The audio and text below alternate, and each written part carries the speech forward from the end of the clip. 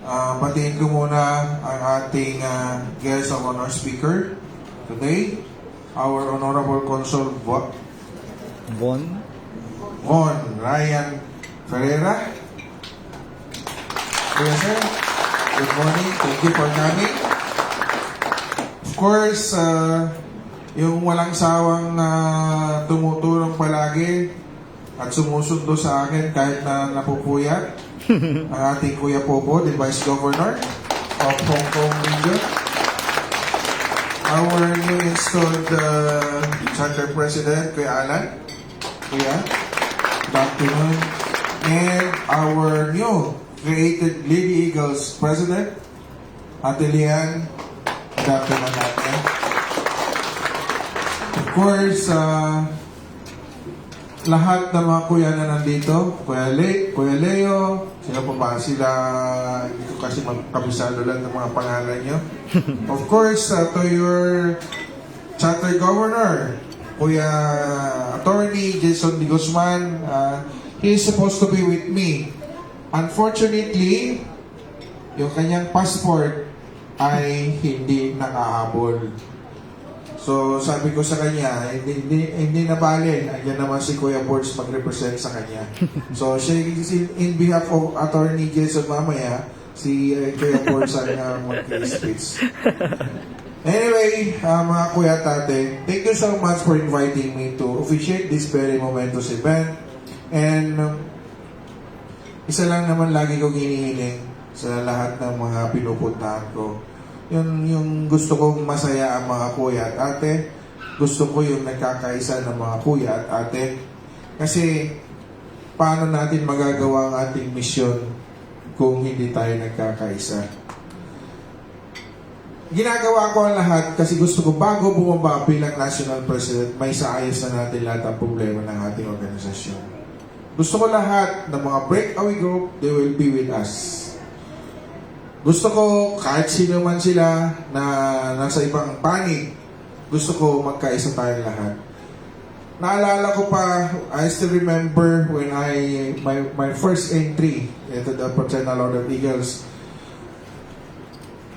I became an Eagle year 2018. Ang region pa lang noon ng Aguila is about mga 40 plus pa lang. At ngayon, ilan na po tayo? We have about more than 400 regions. How many times na nag-multiply? During those days, hindi pa ganyan kagulo. Pero alam ko naman yan, na parang sa isang ano lang yan sa isang komunidad, na habang dumadami, nagkakaroon din ng mga problema. Pero alam ko naman, ang bawat problema ay may solusyon. Kasi hindi bibigay sa atin ng Panginoong Diyos yan kung hindi natin siya kayang solusyonan.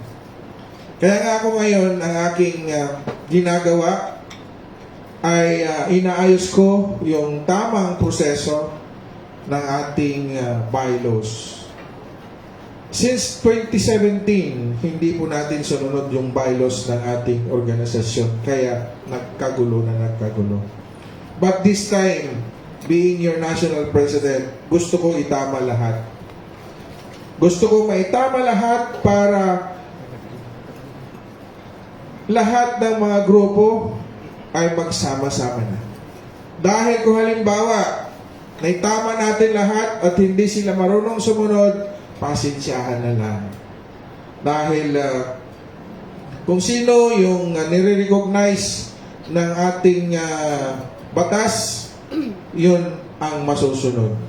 So, tayo ngayon ang nagko-comply. Kaya, minsan may naririnig ako, lilipat na lang ako dito pag di nyo pagbigyan. Malungkot yung ganong Sa totoo lang, mga kuya ko, mga ate ko, alam nyo yung tama at mali. Tama po ba? Diba? During the election, sino po ba ang nanalo bilang national president?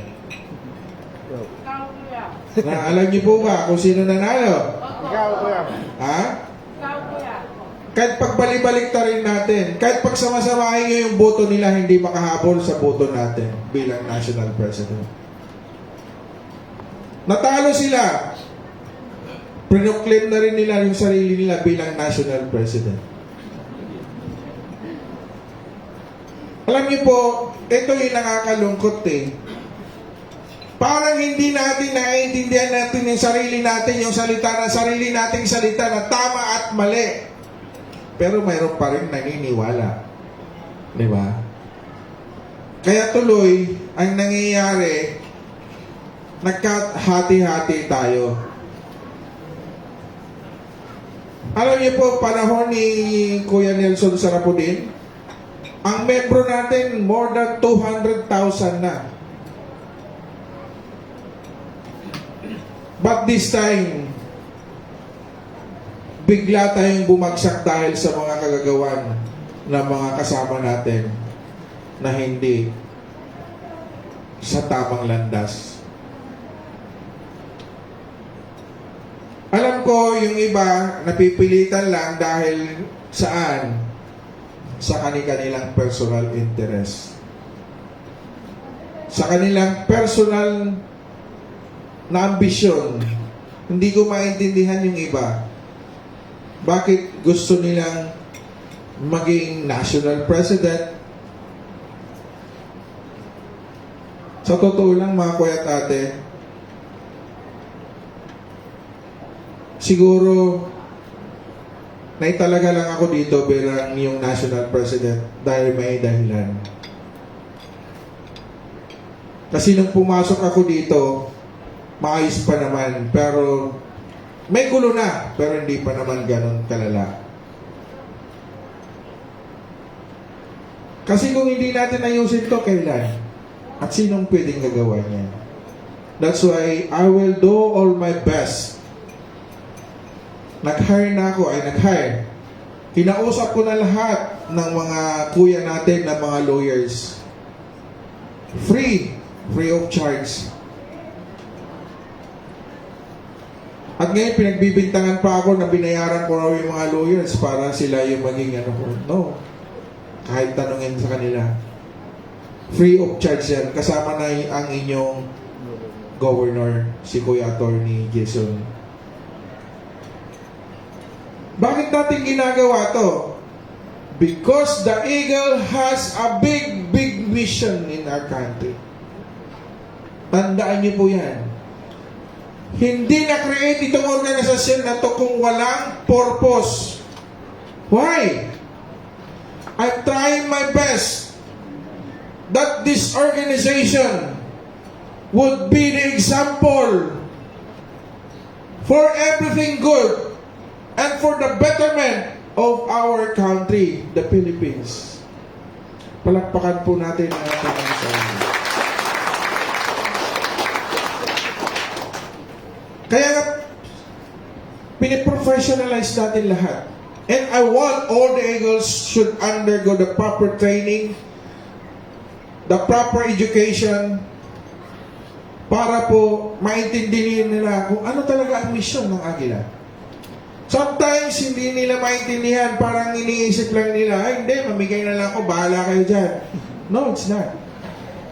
Dapat may purpose talaga. Hindi lang yung mamimigay tayo na without purpose. Dapat intindihin nyo, bakit tayo nandito? Anong dahilan? Ano bang may tutulong natin sa bansa? Sa tingin ninyo mga kuya at ate ko, sa nangyayari sa bansa natin ngayon, sa nangyayari sa mundo, kahit ang Agila man lang magkaisa, makatulong sa ating bansa. Yan ang panawagan ko. That is my battle cry. Na kailangan tayong mga Agila siyang magiging ehemplo sa tunay na pagkakaisa para sa bansang Pilipinas. Ito rin, tayong mga Agila ang siyang ehemplo sa tunay na respeto sa bawat Pilipino. At ang pinaka-importante sa lahat, tayong mga Agila, dapat ay may kanya-kanya tayong disiplina among ourselves. Tandaan niyo po yan. Kanina, nag-uusap kami ng ating console. Sabi ko, console, ito ang pinakamasakit sa lahat. Tinanggal na sa school yung GMRC. Sino po bang nakaabot ng GMRC sa school? Ayun, halos lahat pala tayo nandito ngayon. Tama po ba, console? Di ba? Alam niyo po sa GMRC, doon palang nadidisiplina ang mga estudyante. Yung teacher ko sa GMRC noon, pag hindi ka nakadamit ng maayos, papalabasin ka. Diba? Nandun ka lang sa labas. That is part of the training. That is part of discipline. Kaya sabi ko, kahit yung agila, magawa man lang yan, yung tatlong yan, pagkakaisa, respeto, at disiplina, mga kuya at ate ko, malaki ang may ambag, malaki ang may tutulong natin sa bansang Pilipinas. Ayaw nyo ba pagdating ng panahon, nakita may gumagawang mabuti, ay agila yan. Di po ba? At tandaan nyo, yung sinabi ng ating bayaning si Gat Jose Rizal, anong sabi niya? Ang kabataan ay pag-asa ng but this time, ang agila ang pag-asa ng bayan. Tandaan niyo po yan, wala nang iba. Wala nang iba, mga kuya at ate ko. Kaya siguro, ang Panginoong Diyos, pinipilit niyang may ayos itong organisasyon natin dahil malaki ang may aambag natin. Hindi lang sa bansa natin, but all over the world. Tingnan ninyo, yung mga kuya at ate natin ngayon, binobomba din sila sa Saudi, pero anong ginagawa nila? Nagtutulungan sila, tumutulong sila sa mga kababayan din nating mga OFWs na walang matirahan o walang mapuntahan. Sila po ang nagsisafecaping ngayon doon. Nagtitext sila sa akin. Yung iba hindi na sila makalabas. Ito yung ating misyon bilang mga agila. At tandaan po natin na hindi tayo nagkaroon ng isang organisasyon na walang silbi. At gusto ko, after Kuya Press, palakihin niyo ulit ito, magiging, gusto ko dumami na ng region dito sa Hong Kong. Naunahan na kayo sa Macau. Ang kabila. Naunahan na kayo sa Macau, ha? May governor na sa Macau. So, I hope na magkakaroon rin na natin region dito sa Hong Kong. At gusto ko mag-unified ulit kayo. Magkaisa ko ulit kayo. Kasi ayaw kong magkakawatak-watak. Mas masarap magtrabaho kung nagkakaisa. Lalong-lalo na kayo nandito sa ibang bansa. Sino pa yung dapat magtutulungan dito? Sino pa yung dapat magmamalasakit sa bawat isa? Ano yung dahilan bakit kayo nandito ngayon kahit nasa ibang bansa kayo? Because you are far, far, far away, no? Sa mga kamag-anak natin. Di ba? Minsan dumarating yung time. Anong tatawagan mo? Ate. Di ba? Kuya. Malaking bagay yan.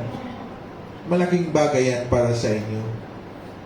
But remember, ito yung hinihiling ko lang sa inyo, Kuya Press, no? I know the status of your job here. Lahat naman kayo OFWs. You are receiving different salaries. Ang gusto ko, huwag kayong ma-murder doon sa palaging contributions. No? Kasi mahirap, ang hirap kayo trabaho ninyo dito sa totoo lang. 'Di ba?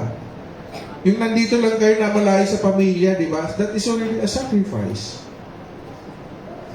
Pero huwag kayong malungkot, nandiyan si God.